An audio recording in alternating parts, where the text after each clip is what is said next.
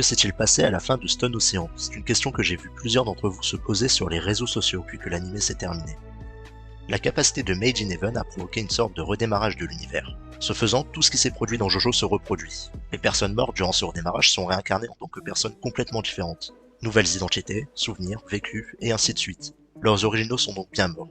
Concernant ce que cela implique pour la fin, Emporio est parvenu à battre Pucci en utilisant le stand de Weather Report dans sa pièce fantomatique, empêchant donc Pucci d'atteindre le paradis, puisque cette pièce existe de façon séparée du nouvel univers, puisque celle-ci se situe dans le passé. Et puisque Pucci est mort, sa capacité se retrouve annulée, étant donné qu'il n'a pas pu effectuer un redémarrage complet. Il interrompt en effet sa capacité pour tuer Emporio, et pour que celui-ci soit complet, il aurait fallu atteindre le point où il obtient Made in Heaven à Cap Canaveral. Il se retrouve donc à être la seule personne à ne pas avoir été ramenée dans l'univers précédent, ce qui crée un univers où il n'existe pas. Son plan pour atteindre le paradis se retourne donc contre lui, rendant également sa défaite ironique par la même occasion. Il s'était moqué de Jotaro, qui avait comme faiblesse sa fille, Jolene, mais c'est cette dernière qui aura finalement provoqué sa défaite.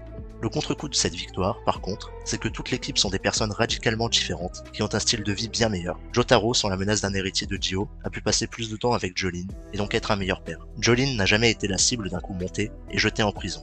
Sans parler de son passé de délinquante qui du coup n'a plus lieu d'être. Weather, lui, n'a pas été échangé puisqu'il n'a pas de jumeaux, et Anasui a rencontré Jolene avant son ex, et ne l'a donc pas assassinée. La sœur d'Hermès est toujours vivante, donc celle-ci n'a pas eu besoin d'aller en prison pour se venger. Et Foo Fighters n'a jamais existé, du moins pas sous la forme qu'on le connaît puisque Pucci n'existe plus. Si on se penche sur la thématique de la partie, la gravité, dans un monde sans Pucci, aucun d'entre eux n'aurait été destiné à se faire arrêter et à le rencontrer à Green Dolphin. Les parties 1 à 5 ont toujours lieu, mais avec des changements mineurs dus à l'absence de Pucci. La seule partie qui n'aura jamais lieu, c'est la 6ème.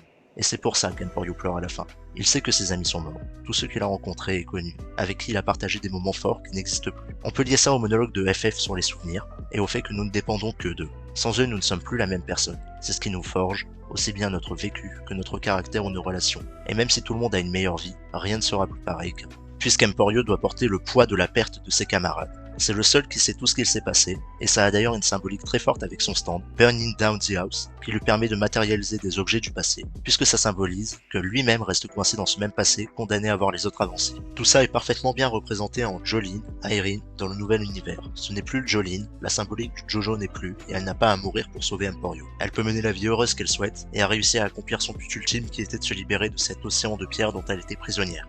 C'est une fin douce amère, les personnages qu'on a appris à connaître et aimer sont morts, mais en mourant ils ont réussi à se libérer de la malédiction des Joestars lancée par Dio. Et pourtant, la gravité finira tout de même par lier leur destin et les rassembler, comme on le voit à la toute fin lorsqu'ils se rencontrent tous. C'est un grand effet papillon provoqué par tout ce chaos, et quoi de mieux qu'un effet papillon pour conclure Stone Ocean.